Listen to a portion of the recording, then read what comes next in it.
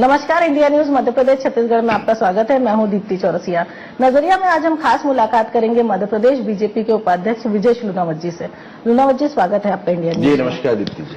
आप मध्य प्रदेश बीजेपी की इलेक्शन की कोर ग्रुप टीम के मेंबर माने जाते हैं कि पूरा इलेक्शन मैनेजमेंट आप देखते हैं और बड़ी सक्रियता से पर्दे के पीछे सारा रोल निभाते हैं। तो आने वाले चुनाव की रणनीति क्या है? अगले साल चुनाव है मध्य प्रदेश में।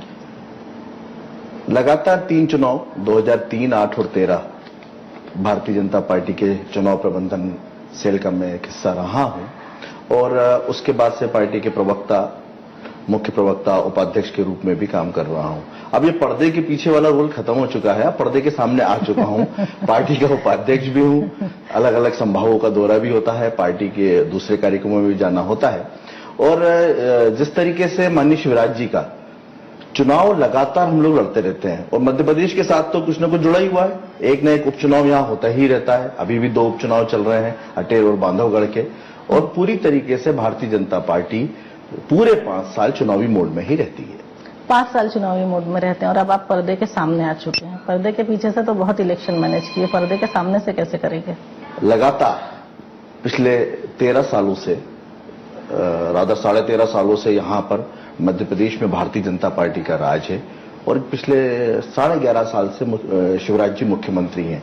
और शिवराज जी लगातार जनता की चिंता करते हुए भारतीय जनता पार्टी अपने प्रेरणा स्रोत और मार्गदर्शक पंडित दीनदयाल उपाध्याय के बोध वाक्य एकात्म मानववाद, जो उन्होंने ग्वालियर में ही प्रतिपादित किया था, पंक्ति के आखिरी व्यक्ति तक पूरी सुविधाएं पहुंचे, उसको लेके चलती है। और इसीलिए नरेंद्र मोदी ने भी सबका साथ और सबका विकास, समाज से जुड़े हुए, समाज के लोगों से जुड़े हुए, अंतिम व्यक्ति तक हर चीज पहुंच सके, समाज के सुविधाएं पहुंच सके अंतिम व्यक्ति तक पूरी तरीके से, जैसे लोकतंत्र के। सवाल यह है कि पर्दे के पीछे से तो बहुत चुनाव मैनेज किया, पर्दे के सामने से कैसे करेंगे? निश्चित है, पार्टी जो भी जिम्मेदारी देगी, चुनाव प्रबंधन की पार्टी जिम्मेदारी देगी, तो उसी तरीके से लगातार। और पार्टी चुनाव मोड में आप जो कह रही हैं, पार्टी के कार्यक्रम लगातार बूथ लेवल तक चलते हैं।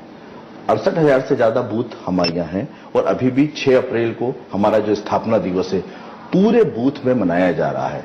और उज्जैन संभाग जहां का मैं प्रभारी हूं, वहां तो प्रत्येक बूथ पे 10% मतदाता उन कार्यक्रमों में आए, ये व्यवस्था की जा रही है। 68,000 बूथ, वहां पर पार्टी का ध्वजारोहण होना, वहां पर सुबह प्रभात फेरी निकलेगी, प्रभात फेरी निकलकर लोगों से मिलना जुलना, पार्टी का प्रचार प्रसार आम जनता तक हो सके, ये हम लोगों ने प्लान किया है। 3 बार की सरकार है, चौथी बार के चुनावी मोड में है और लगातार पार्टी 5 साल चुनावी मोड में होती है। उसके बाद अचानक ऐसी क्या जरूरत पड़ी कि एक एक बूथ पर जाकर इतनी बड़ी रैली निकालनी पड़ रही है, झंडा फहराना पड़ रहा है? पूरी ताकत, चुनाव की पूरी ताकत हो या कार्यकर्ता को मोबिलाइज करने के लिए। और मुझे गर्व है कि मैं भारतीय जनता पार्टी का कार्यकर्ता हूं और भारतीय जनता पार्टी पूरे विश्व की एकमात्र पार्टी है। 11 करोड़ से ज्यादा सदस्य हैं जिसके, मध्य प्रदेश में 1 करोड़ से ज्यादा सदस्य हैं। प्रत्येक बूथ पे मध्य प्रदेश पर भारतीय जनता पार्टी का कार्यकर्ता मौजूद है। कैडर बेस्ड पार्टी, कार्यकर्ता ही हमारी ताकत है और उसी ताकत का उपयोग पार्टी उन कार्यक्रमों में करती है। और हमें गर्व है। कार्यकर्ता भी नहीं है, उसके बाद आपके पास इतने कार्यकर्ता हैं, तब भी पूरे 5 साल चुनावी मोड किस लिए? निश्चित बात है, जनता तक पहुंचना है, जनता की सेवा करना है। हम यहां सेवा करने के लिए आए हैं। राजनीति हमारे लिए सेवा का ध्येय है। राजनीति यहां पर इसलिए नहीं करने के लिए बैठे हुए हैं। यहां पर देश की हालत बदल रही है, देश बदल रहा है और आप नरेंद्र मोदी को देख ही रहे हैं। 2014 से आने के बाद राजनीति नहीं करनी है तो बूथ मैनेजमेंट किस लिए, इतने सारे कार्यकर्ता किस लिए, झंडा वंडा क्यों, प्रभात फेरियां क्यों? देखिए, एक में इकबाल का शेर है, जमहूरियत वो तर्ज हुकूमत है जहां पर लोगों को तोला, बंदों को तोला नहीं गिना जाता है। यानी हमें भी राजनीति करने के लिए, हमको भी प्रदेश में राज करने के लिए, सुशासन लाने के लिए, देश में राज करने के लिए चुनाव लड़ना है और चुनाव बहुमत के आधार पर ही होता है। हम जीतेंगे तब सरकार बनाएंगे, चाहे वो प्रदेश हो चाहे वो केंद्र हो, और तभी अपनी रीति नीतियों को, जनता की सेवा हम तभी कर पाएंगे। मतलब राजनीति किए बिना राज करना है? निश्चित है, लोकतंत्र में तो ये जरूरी है ना। लोकतंत्र में तो सिर तो गिने ही जाते हैं, ताकत तो वही है, जितने लोग आपके साथ है, वोटर ही आपकी ताकत है। और बिना राजनीति करे सिर कहां से आएंगे आपके साथ? देखिए, राजनीतिक दल है, राजनीतिक दल है तो राजनीति तो करेगा ही करेगा लेकिन राजनीति का ध्येय अलग है, सेवा है, लोगों की सेवा है, समाज के उस वर्ग की सेवा है, सर्वहारा वर्ग की सेवा है जो सालों साल से शोषित रहा है, उसको बढ़ाने के लिए। एकात्म मानववाद की बात कही कि आखिरी पंक्ति का मतलब जो पंक्ति का आखिरी व्यक्ति है उस तक विकास पहुंचे, उस तक सुविधाएं पहुंचे। लेकिन पिछले दिनों ये देखने में आया कि अभी जो बजट सत्र खत्म हुआ इसमें सरकार को उनके ही विधायकों ने खूब घेरा, लगातार सरकार की कार्यप्रणाली पे, मंत्रियों की कार्यप्रणाली पे सवाल खड़े करें। विधायक खुद मंत्रियों के कामकाज से संतुष्ट नहीं है। पहले शिकायत होती थी, ब्यूरोक्रेसी थी, लेकिन अब हाउस में विधायक शिकायत करने लगे हैं मंत्रियों की। देखिए, ये तो मीडिया का शगुफा है। हमारे विधायक जागरूक हाउस में हुआ वो भी मीडिया का शगुफा है। जागरूक है अपने क्षेत्र के प्रति, अपने मतदाता के प्रति उनकी जिम्मेदारी है, अकाउंटेबिलिटी है और इसके लिए अपने क्षेत्र के लिए वो लड़ाई लड़ते हैं और इसमें कोई बुरा नहीं है। इसमें शगुफा क्या है? अपनी ही सरकार को घेर रहे हैं, इसका मतलब कहीं ना कहीं ये शब्दों पे मैं जा रहा हूं कि अपनी सरकार को घेरना उनकी जिम्मेदारी सरकार के साथ साथ अपने क्षेत्र के प्रति भी है। आपका विधायक ही आपकी सरकार से संतुष्ट नहीं है तो सर्वहारा वर्ग को आप कैसे संतुष्ट करेंगे? संतुष्ट है, लेकिन उसके क्षेत्र में कई बार कई काम नहीं हो पाते हैं, कई बार कई परेशानियां होती हैं और मतदाता के प्रति उसकी जिम्मेदारी, उसका निर्वहन भी उसको करना है, इसलिए ये सब चीजें होती हैं। मतलब बाबूलाल गौर ने हाउस में यहाँ तक बोला है अर्चना चिटनीस को कि कम से कम हाउस को तो गलत जानकारी मत दीजिए, कुपोषण पे हुई। बाबूलाल गौर जी वरिष्ठ मंत्री है, उनके बारे में क्या बोलूं मैं? वरिष्ठ विधायक है, मंत्री भी नहीं रहे, वरिष्ठ विधायक है, वरिष्ठ नेता है, मुख्यमंत्री रहे हैं, बीजेपी के विधायक, राजनीति को मुझसे बेहतर जानते हैं। तो कौन सी राजनीति आप उनकी समझ पा रहे हैं? ये जिस तरीके से सवाल नहीं, सालों साल राजनीति की है, उनने अपना क्षेत्र बहुत मजबूत किया है, इस प्रदेश की भी बहुत सेवा की है, कहीं ना कहीं उनको लगा होगा और वो फोरम पे बैठ के आपस में बैठ के बातचीत होगी तो चीजें सॉल्व हो जाएंगी। विजय जी, आपसे बातचीत का सिलसिला हम जारी रखेंगे, फिलहाल वक्त है एक ब्रेक का।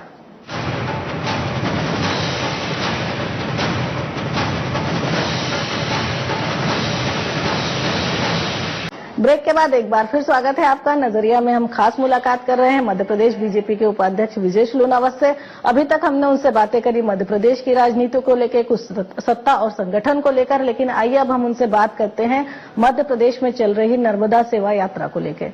लगता नहीं कि भले ही इसे एक सामाजिक यात्रा का नाम दिया हो कि ये कोई राजनीतिक यात्रा नहीं है, सभी आए, समाज के लोग आए, लेकिन कहीं ना कहीं आने वाले चुनाव की संजीवनी बनेगी है। दीप्ति जी, आप भी मध्य प्रदेश से हैं, मैं भी मध्य प्रदेश से हूं। जीवन दायिनी है मां नर्मदा, जीवन रेखा है मां नर्मदा। न केवल नर्मदा जी के किनारे वाले गांव, कस्बे और शहर को के कंठ की प्यास बुझाती है, वरन वो इंदौर की भी, भोपाल की भी। और मां नर्मदा नहीं होती तो इस बार सिंहस्थ भी नहीं हो पाता। ऐसी है मां नर्मदा। और मां नर्मदा को बचाना, कई जगह क्या हालात हो गए। मां नर्मदा प्राकृतिक पेड़ों से निकली हुई नदी है, वनों से निकली हुई नदी है और उसको बचाना, उसका संरक्षण करना इस मध्य प्रदेश के हर निवासी का कर्तव्य है। एक सामाजिक यात्रा, और ये सामाजिक यात्रा अब एक जन आंदोलन बन गई है। नहीं, लेकिन सवाल यह है कि 13 साल से सरकार है, 11 साल से शिवराज सिंह चौहान मुख्यमंत्री हैं और उसके बाद अचानक 11 सालों में क्या सूझा कि चुनाव के 1 साल पहले उन्होंने इतनी बड़ी यात्रा निकाल दी? हर काम है, ये 1 साल पहले नहीं है, 2 साल पहले निकली। एक तो आपको मैं करेक्ट कर दूं, 2016 2 साल पहले जब सिंहस्थ हुआ, जब शिप्रा जी की इसकी घोषणा की गई थी और पिछले साल नवंबर दिसंबर में इसकी शुरुआत हुई। जी दीप्ति जी, 2018 में चुनाव है। मैंने आपसे कह दिया कि इलेक्शन मोड में रहती है सरकार, तो इलेक्शन अभी नहीं है, इलेक्शन नवंबर 2018 में है। हाँ, लेकिन अगले साल है। लेकिन जब पिछली बार सिंहस्थ हो रहा था, सिंहस्थ की तैयारियां भी बहुत सालों से चल रही थी, लेकिन जो शिप्रा जी की हालत थी, अगर नदी जोड़ो अभियान नहीं होता, और हमारे यहां सबसे अच्छी चीज है, मध्य प्रदेश पहला राज्य है जहां पर नदी जुड़ी, नर्मदा जी का पानी शिप्रा में आया, करोड़ों लोगों ने डुबकी मारी, करोड़। अगर मुझे पूरा कर लेने दीजिए, अगर मां नर्मदा का पानी नहीं होता तो सिंहस्थ नहीं होता, और तभी जाकर मुख्यमंत्री जी के दिमाग में आया राजनीति करना, लोगों तक करना जरूरी है, लेकिन हमारी जीवनदायिनी नहीं बचेगी, मां नर्मदा ही नहीं बचेगी तो इस प्रदेश में बचेगा क्या? नहीं, लेकिन अचानक चुनाव के 1 साल पहले कैसे याद आई कि ये यात्रा इतनी बड़ी निकालनी चाहिए? जब स्थिति देखी, मां नर्मदा जी की स्थिति देखी, तब ये चीजें हुई। और इसकी प्लानिंग करनी पड़ती है, इतनी बड़ी यात्रा है, लाखों लोग इसमें, आज तक कम से कम 50 लाख लोग, 50 लाख नर्मदा यात्री इसमें शामिल हो चुके हैं। एक दिन का काम नहीं है। रोज 1000 से ज्यादा यात्री उसमें चलते हैं यात्रा में। उन सब का प्लानिंग करना, चीजें करना, सब में समय लगता है। प्लानिंग इसकी 3 साल से चल रही है। 2013 के चुनावों में ये मुख्यमंत्री जी के दिमाग में आई थी और उसके बाद से लगातार प्लानिंग चल रही है। और 2016 में घोषणा की और एग्जीक्यूट करते करते इसको करते करते घोषणा करते करते 2016 हो गया। यात्रा चालू कर दी 2016 में हमने घोषणा। लेकिन मेरा अनुरोध है आपके माध्यम से भी, आपके दर्शकों को भी, कि जो अभी तक इस यात्रा में नहीं गए हैं, इस प्रदेश के हमारे हर नागरिक का कर्तव्य है कि मां नर्मदा की इस यात्रा में शामिल हो। 2 जुलाई को नर्मदा जी के दोनों तट पर अमरकंटक से लेकर अलीराजपुर तक एक बहुत बड़ा कार्यक्रम वहां पे लिया गया है। दोनों तट पर 50 लाख से ज्यादा वृक्षारोपण होगा। प्रदेश के प्रत्येक नागरिक को वहां जाकर उसमें भाग लेना चाहिए और पौधारोपण के साथ साथ उसके संरक्षण की जिम्मेदारी भी। प्रदेश की जनता जुड़ चुकी। आपने बोला आप भी यात्रा में गए। आप लोग यात्रा में 2-3 दिन पहले जैत में पहुंचे, जो मुख्यमंत्री का गृहग्राम है। लेकिन वहां ऐसी क्या जरूरत थी कि उस यात्रा में पूरा बीजेपी का संगठन, पूरी सत्ता, सारे मंत्री संतरी, खुद मुख्यमंत्री का पूरा परिवार, वहां के नागरिक और बीजेपी के सैकड़ों कार्यकर्ता एक साथ जुटे? सबसे क्या कोई शक्ति प्रदर्शन था? यात्रा में एक ही जगह क्यों इतने लोग जुटे? पूरी सत्ता और संगठन एक ही जगह क्यों पहुंचे? मुझे लगता है दीप्ति जी, लगातार आप लोग कवरेज भी कर रहे हैं। लगातार मंत्री जा रहे हैं, अमरकंटक से जा रहे हैं, लेकिन जैत में ऐसा क्या था कि पूरी सत्ता और संगठन एक साथ जुटे? अमरकंटक जहां से ये यात्रा शुरू हुई थी, वहां से लेके अलीराजपुर तक और अलीराजपुर से वापस पलट के ये यात्रा यहां पर पहुंची है। नर्मदा जी के किनारे ही शिवराज जी का जन्म हुआ था। पहले भारतीय जनता पार्टी के प्रत्येक कार्यकर्ता के लिए राष्ट्र प्रथम है, प्रदेश प्रथम है, उसके बाद पार्टी आती है। और मध्य प्रदेश का नागरिक होने के नाते, चाहे वो मेरे अध्यक्ष नंद कुमार सिंह चौहान हो, मेरे संगठन महामंत्री सुहास भगत हो, चाहे मैं खुद हूं, ये हमारा कर्तव्य बनता है कि नर्मदा सेवा यात्रा में जाए। मैं जेत से पहले भी गया, मैं होशंगाबाद भी गया, नंदू भैया नेमावर भी गए। मैं आपको बताना चाह रहा हूं, सवाल आपका अकेला नहीं है। कांग्रेस के विधायक भी इसमें आए, कांग्रेस के विधायक भी इसमें मंडला में आए, लगातार मीडिया से जुड़े लोग भी इसमें आ रहे हैं, सिने अभिनेता भी आ रहे हैं, सामाजिक कार्यकर्ता भी इसमें जुड़ रहे हैं, आध्यात्मिक गुरु भी इसमें जुड़ रहे हैं। भोपाल के प्रतिष्ठित नागरिक हो, चाहे इंदौर के हो, प्रदेश के डॉक्टर हो, इंजीनियर हो, आर्किटेक्ट हो, चार्टेड अकाउंटेंट है, ये सब इस यात्रा में सहभागी बन रहे हैं और शिवराज जी के एक आह्वान पर वहां पर जा रहे हैं। नर्मदा सेवा यात्रा खत्म हो रही है मई के अंत में खत्म हो जाएगी। अब एक नया शिगुफा आया है कि शिवराज सिंह चौहान ने कहा है कि वो जनता के बीच में जाके अपना टिफिन करेंगे, अपना खाना लोगों के बीच में जाकर खाएंगे, कार्यकर्ताओं के बीच में जाकर खाएंगे। तो ये कौन सा नया चीज है? नहीं, ये शिगुफा नहीं है। ये मतलब दीनदयाल नई यात्रा है, क्या है क्या ये आखिर? ये दीनदयाल जन्म शताब्दी वर्ष है हमारे प्रेरणा स्रोत पंडित दीनदयाल उपाध्याय जी का। 25 सितंबर 2016 को हुआ था। तो केंद्र की भारतीय जनता पार्टी इसको पूरा साल भर मना रही है। साल भर का इसका कैलेंडर है, अलग अलग कार्यक्रम इसके हो रहे हैं। उसके बाद हम लोग माननीय मुख्यमंत्री जी प्रत्येक जिले में एकात्म मानववाद के ऊपर व्याख्यान देने जाएंगे। 56 जिलों में, सभी 56 जिलों में, 56 यानी भारतीय जनता पार्टी के संगठन के हिसाब से 56 जिले होते हैं, वहां पर जाएंगे, एकात्म मानववाद के ऊपर व्याख्यान देने जाएंगे। 56 जिलों में, सभी 56 जिलों में, 56 यानी भारतीय जनता पार्टी के संगठन के हिसाब से 56 जिले होते हैं, वहां पर जाएंगे। उसमें शहर के प्रतिष्ठित नागरिक, चाहे वो डॉक्टर, इंजीनियर, प्रबुद्ध वर्ग हो, महिला हो, मीसाबंदी हो, जो मत प्रवर्तक होते हैं वो हो, भाजपा के प्रमुख कार्यकर्ता हो, इनके बीच में वो उद्बोधन होगा। उद्बोधन होने के बाद वहां पर एक टिफिन पार्टी, जिसका नाम हमने रखा है सीएम टिफिन पार्टी, ये जनता के बीच नहीं है, ये कार्यकर्ताओं के बीच में है।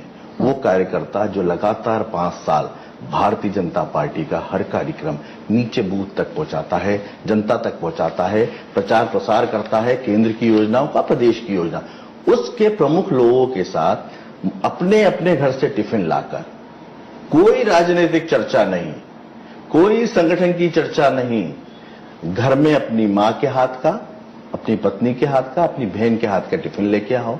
मुख्यमंत्री जी के लिए भी घर से कोई टिफिन लेके आएगा, सब मिल बैठ के खाएंगे, वहीं संगीत होगा, वहीं पर नृत्य होगा, मुख्यमंत्री जी भी गाएंगे, कार्यकर्ता भी गाएंगे और आनंद का माहौल। राजनीति भारीपन नहीं है, राजनीति को जीना भी पड़ेगा।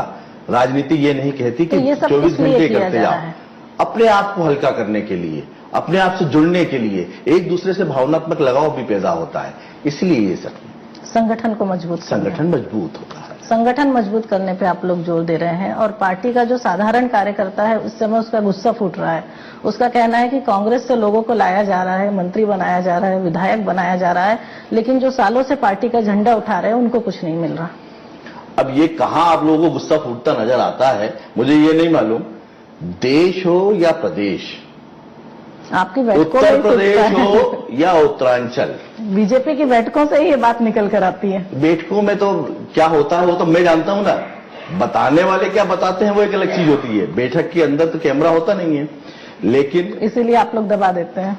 उत्तर प्रदेश हो या उत्तरांचल हो, महाराष्ट्र हो या गोवा हो, कहीं भी हो, हमारे यहां शहडोल हो, हर चुनाव, चाहे वो यहां पर दूसरे हिस्से के कहीं का भी चुनाव हो, हर चुनाव 16 के 16 नगर निगम, 41 जिला पंचायत, नगर पालिकाएं, लगातार जनता पार्टी, भारतीय जनता पार्टी के उम्मीदवार को जिताती है, एक साथ वोट देती है और बिना कार्यकर्ता के ये वोट नहीं आता। बिना कार्यकर्ता के, बिना कैडर के हमारी ताकत जो है वो भारतीय जनता पार्टी की पूरी का ताकत हमारा कार्यकर्ता है और कार्यकर्ता के बिना हमारा कोई भी सपना पूरा नहीं हो सकता। हमेशा लगातार कुछ न कुछ करने की बात हो रही है कि अभी एक नर्मदा सेवा यात्रा कर ली, फिर हम 6 तारीख को वो झंडा लेके प्रभात फेरियां निकालेंगे, बूथ लेवल पर निकालेंगे, फिर उसके बाद कार्यकर्ताओं के साथ में टिफिन खाएंगे। तो पार्टी लगातार उत्सव धर्मी होती जा रही है। सत्ता की तीसरी पारी है, सत्ता और संगठन बिल्कुल फील गुड में नजर आ रहे हैं। इसको फील गुड नहीं कहते हैं, इसको बार बार उस जनता ने जिस पे आप पे विश्वास किया है उस तक पहुंचने की बात होती है। हम वो जनता जिसने लगातार 3, 8 और 13 उसके बाद के सभी लोकसभा चुनावों में हमारा साथ दिया है, उस तक पहुंचना, अपने आप में करेक्शन करना, हम जितना नीचे तक पहुंचेंगे उतनी चीजें बाहर आती हैं। हमारा प्रचार प्रसार, चाहे वो केंद्र की योजना हो, चाहे मोदी जी की जनधन योजना हो, चाहे उज्ज्वला योजना हो, उसको नीचे तक पहुंचाना। 2004 का फील गुड नहीं दिख रहा क्या? फील गुड एक शब्द था जिसको आपने चुनाव के रिजल्ट के साथ जोड़ा, लेकिन वो बीजेपी ने शुरू करा था, बीजेपी उसको मार्केट में लेकर आई थी। लेकिन वो फील गुड मैं देख रहा हूं उत्तर प्रदेश के चुनावों में, सब कहते थे। नहीं, मैं तो मध्य प्रदेश के सत्ता और संगठन की बात कर रही हूँ, उसमें तो मध्य प्रदेश का फील गुड में रहता ही है। मध्य प्रदेश का फील गुड है वो हमारी जनता है। मध्य प्रदेश की जनता के चेहरे पर मुस्कान रहती है, तभी हम लगातार जीतते हैं। 3 में जीते, 173 सीटें लाए थे, 8 में आए 145 सीटें लाए और 13 में तो 165 सीटें लेके आए। और 18 पहली बार 18, अब की बार 200 पार तय कर रखा हुआ है। पूरी ताकत के साथ भारतीय जनता पार्टी का हर कार्यकर्ता 2018 के चुनाव में जुटेगा, मोदी जी और शिवराज जी के कामों को नीचे तक लेके जाएगा और जो मतदाता हमारे साथ है, जो जनता हमारे साथ है, उससे मुझे लगता है कि जो नारा आपका है अब की बार 200 पार। अब की बार 200 पार मतलब आप लोगों ने मान लिया कि कांग्रेस मैदान में है ही नहीं? देखिए, कांग्रेस मैदान में है या नहीं है मुझसे बेहतर आप लोग जानते हैं कि कांग्रेस तो कहां है। राजनीतिक दल के नेता होने के नाते आप कांग्रेस सिर्फ मीडिया में सक्रिय है, कांग्रेस कहीं सक्रिय नहीं है। कांग्रेस अपने झगड़ों से नहीं निकल रही है। हमारे राष्ट्रीय अध्यक्ष कहते हैं उत्तर प्रदेश के रिजल्ट के तीसरे दिन विजय का मतलब थकान नहीं होता है, विजय का मतलब होता है कि नई ऊर्जा के साथ जनता की सेवा में जुट जाओ। बात हो रही है बीजेपी के कामों की, विकास की बात हो रही है। विकास को लेकर एक बात रही कि पचमढ़ी में सीएम ने नसीहत दी, शायद बीजेपी के मंत्री विधायक भी बड़ी तेजी से विकास कर रहे हैं, इसलिए शायद ये नसीहत दी गई कि मकान, दुकान और शोबाजी से दूर रहें। करे लेकिन दिखे नहीं, क्या मतलब है इसका? अब देखिए, वर्ग में मैं भी था और वर्ग के अंदर मीडिया नहीं था, ये मुझे मालूम है। माननीय मुख्यमंत्री जी ने कहा, सभी विधायकों को कहा, नाम लेकर कहा, माननीय मुख्यमंत्री जी ने विधायकों का कहा, नाम लेकर कहा, मंत्रियों का नाम लेकर नहीं, कहा मुझे ऐसा लगता है और ना, ये भी कहा कि शोबाजी नहीं करे लेकिन दिखे नहीं। इसका क्या मायने निकाला जाए? अब देखिए दीप्ति जी, उस बंद हॉल की मीटिंग में जिसमें मैं था और आप नहीं थी, तो बेहतर तो मैं ही बता सकता हूँ। मीडिया तो हर जगह है, आपके ही लोग मीडिया में खबरें देते हैं। ऐसा नहीं होता है, वो तो अपने हिसाब से चलती है। सारी खबरें नहीं देखिए वो नकार अच्छा है, सकते। मित्र होने चाहिए। आप एक सिरे से सारी खबरें नहीं नकार सकते कि बैठ के हम लोग करते हैं, सीएम ने हमको कहा था। ऐसा नहीं होता कि बाहर कोई खबरें सही नहीं होती। आपके मित्र होने चाहिए या फिर अगले दिन खंडन देना चाहिए। राजनीतिक दलों में अगर ऐसा नहीं कहा सीएम ने, तो अगले दिन पार्टी के किसी भी जिम्मेदार व्यक्ति ने, सरकार के किसी भी जिम्मेदार व्यक्ति ने अखबारों में उसका खंडन क्यों नहीं किया? राजनीतिक दल में आपकी मित्रता होनी चाहिए। नहीं, सवाल यह है कि दोनों लोकतंत्र के दो मजबूत खंबे हैं। लेकिन मैं जो कह रहा हूं, माननीय मुख्यमंत्री जी ने कहा था 2018 का चुनाव सामने है, हम सबको पूरी ताकत के साथ लगना है, जनता के बीच में जाना है और कोई भी अपने घर को भी मजबूत, आर्थिक व्यवस्था अपनी होनी चाहिए और उसके लिए जो भी सही रास्ते से काम हो वो हम सबको करना चाहिए। करें लेकिन दिखे नहीं। परिवार को समय दें। मुख्यमंत्री जी ने बहुत बड़ी बात भी थी, परिवार हमारी ताकत है। हम अगर परिवार को समय नहीं देंगे तो हम पूरी तरीके से सामाजिक कार्यों में समय नहीं दे पाएंगे, इसलिए अपने परिवार को भी समय दें। ये तो नहीं छापा आप लोगों ने। मुख्यमंत्री जी लगातार, मुख्यमंत्री जी हो या संगठन हो, ये जो लगातार प्रशिक्षण वर्ग भी चल रहे हैं, हमारे हर स्तर पर प्रशिक्षण वर्ग हो रहे हैं। मंडल स्तर पे भी हुए, जिला स्तर पे भी हुए, प्रदेश स्तर पे भी वर्ग हुआ और ये दीनदयाल जन्मशती समारोह में विधायकों का भी प्रशिक्षण वर्ग था और पदाधिकारियों का प्रशिक्षण। हम लोग कोई बीजेपी का मुखपत्र तो नहीं है ना कि ये भी छापेंगे कि मुख्यमंत्री ने इतना और कहा। हम तो वही छापेंगे जो नसीहत दी गई। मेरी तो इच्छा है कि आने वाले समय में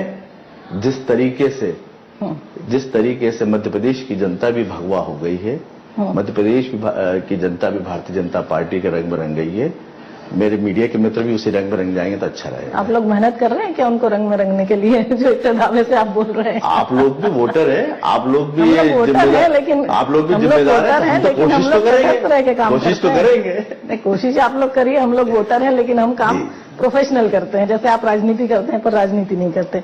अब नई चीज की, एक बार ये कहा गया था, बीजेपी हमेशा कांग्रेस पे आरोप लगाती है वंशवाद का, कि भाई कांग्रेस में तो वंशवाद चलता है। और जब पूरी सपा को लेकर सारी बातें आई तो ये बोला गया कि जब अगर परिवार पार्टी चलाएगी तो ऐसा ही होगा। लेकिन ये वंशवाद मध्य प्रदेश में भी दिखाई दे रहा है। आपने बुरहानपुर में मंजू दादू को टिकट दे दिया, बांधवगढ़ में जो है ज्ञान सिंह के बेटे को टिकट दे दिया, और खुद ये माना जा रहा है कि जिस तरह से जैत में नर्मदा सेवा यात्रा में सारे सामाजिक संगठन, बीजेपी का सत्ता संगठन, सैकड़ों कार्यकर्ता पहुंचे और उस मंच पर मुख्यमंत्री के साथ साथ नर्मदा को बचाने का संदेश उनके बेटे ने दिया। सामाजिक यात्रा ही सही, सामाजिक मंच ही सही, कहीं ना कहीं उन्होंने अपने बेटे की भी लॉन्चिंग कर दी है। देखिए, एक तो सबसे पहले मैं कहूंगा, लोकतंत्र में सबसे बड़ी ताकत होती है जीतने वाला उम्मीदवार। तो चाहे बांधवगढ़ हो, चाहे बुरहानपुर हो, चाहे वो अटेर हो, चाहे वो शहडोल हो। हमने ज्ञान सिंह जी को इस्तीफा दिलवाया था क्योंकि हमें मालूम था कि शहडोल में जीतने वाले उम्मीदवार वो हैं और जीत की कोई काट नहीं है। जो जीतने वाला उम्मीदवार होगा, राजेंद्र दादू के प्रति इतना सम्मान है, उस क्षेत्र में इतना सम्मान है उस परिवार के प्रति, तो जीतने वाली उम्मीदवार पूरे संगठन ने वहां पर तय किया। भारतीय जनता पार्टी के जिले के बुरहानपुर के संगठन ने पूरा तय किया कि मंजू दादू ही वहां उम्मीदवार होंगी। हमारे यहाँ नीचे से नाम आता है, फिर प्रदेश में जाता है, फिर केंद्रीय समिति में जाता है, उसके बाद तय होता है। और रही बात वंशवाद की, अनुराग ठाकुर हमारे राष्ट्रीय अध्यक्ष रहे युवा मोर्चा के, पूनम महाजन जी राष्ट्रीय अध्यक्ष हैं। ये सब नीचे से आए हैं। अनुराग जी 3 बार के सांसद हैं, पूनम जी दूसरी बार की सांसद हैं। इसको वंशवाद नहीं कहते। पंकज सिंह जी हैं, अखिल भारतीय विद्यार्थी परिषद हो, युवा मोर्चा से काम। और रही बात, तो सब जिताऊ कैंडिडेट थे इसलिए वोट दिए गए, वंशवाद के चलते नहीं। ये वंशवाद वाले नहीं है।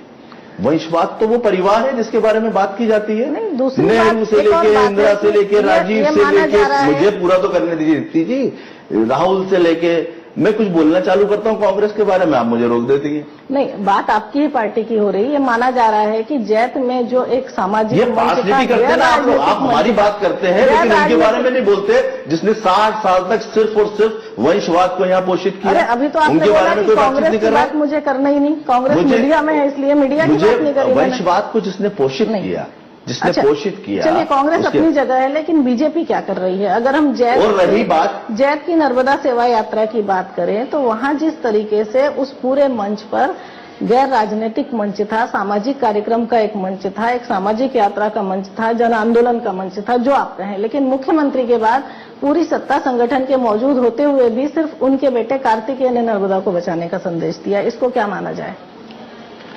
लॉन्चिंग हुई या नहीं हुई उसकी राजनीति में? धीरे से उसे राजनीति में लाने की तैयारी लगातार जेत में काम करते रहे हैं, सामाजिक संगठनों के माध्यम से करते रहे हैं। माननीय मुख्यमंत्री जी के 2013 के, आपकी जानकारी के लिए बता दूं, विधानसभा चुनावों में पूरे 2 महीने तक वो उस गांव में रहे हैं। उन्होंने अपने गांव की मिट्टी नहीं छोड़ी है। एक एमबीए है, अपने पिताजी के चुनाव में काम किया, लेकिन ये बात हो रही है एक सामाजिक मंच की बात हो रही है। मैं दीप्ति जी मुझे बोलने का मौका दोगे तो आप मैं बोलूंगा, आप मुझे बोलने का मौका दे नहीं रही है तो मैं कैसे बोल पाऊंगा? चलिए आप बोलिए। कार्तिक लगातार जुड़े रहे, सामाजिक संगठनों से भी जुड़े रहे, लगातार बुधनी चुनावों में भी उन्होंने वहां पर काम किया। 2 महीने से ज्यादा बुधनी चुनाव में वो वहां पर रहे। इस यात्रा में भी लगातार जुड़े हुए हैं। और सामाजिक सरोकारों से अगर कोई जुड़ा हुआ है, कोई युवा आगे आ रहा है, तो उसको रोका जाएगा क्या? उसको नहीं रोका जाएगा। और अध्यक्ष जी का भाषण भी हो चुका था, सबके भाषण वहां पे हुए थे। लेकिन अगर कोई युवा वहां जुड़ना चाहता है, एक ये मान के चलिएगा कि आज हिंदुस्तान में 18 से लेकर 35 तक 50% युवा है। और युवाओं को जोड़ने के लिए युवा चेहरे ही सामने लाने पड़ते हैं। मैं इसको राजनीति की बात नहीं कर रहा हूं, समाज को जोड़ने के लिए। युवाओं को राजनीति पसंद नहीं है, मैं राजनेता होने के नाते जानता हूं, लोग राजनीति में आने में इंटरेस्ट नहीं रखते हैं, लेकिन सामाजिक कार्यों में युवा जुड़ा हुआ है और इसी के कारण बैलेंस इस देश में बना भी हुआ है। और कोई युवा आगे आता है तो उसको वंशवाद का नाम लॉन्चिंग नहीं बोली जाती। सामाजिक सरोकार में जुड़े हुए हर युवा का स्वागत होना चाहिए। ठीक है, तो मतलब और इसको तो आप लोगों को और साथ देना चाहिए कि हाँ, एक युवा आया है, अपना इतना पढ़ा लिखा लड़का है, एमबीए किया हुआ है, सिम्बायोसिस से किया हुआ है, सब कुछ छोड़ के समाज सेवा में जुटना चाहता है। वो मतलब जो कांग्रेस करती है वो वंशवाद, जो बीजेपी करती है वो जुताई कैंडिडेट और सामाजिक सरोकार। नहीं, कांग्रेस का वंशवाद तो नजर आता है। कांग्रेस के रायबरेली में एक अमेरिका से लड़की आती है, उसके पिताजी पुराने एमएलए थे, सीधे आके चुनाव लड़ जाती है। इसको कहते हैं वंशवाद। राहुल गांधी को बेचारे को धक्का मार मार के कांग्रेस के दूसरे नेताओं से बात करो आप ऑफ द रिकॉर्ड, आपके भी संबंध हैं, सब हाथ जोड़ के कहते हैं कि दादा ये माई इसको कब लपेटेगी, ये पप्पू को लपेट ले तो हमारा भी कल्याण हो जाए।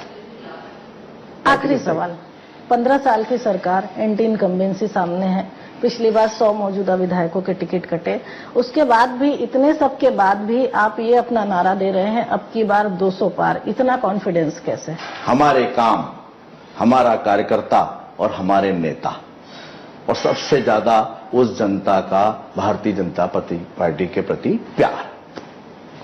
बात करने के लिए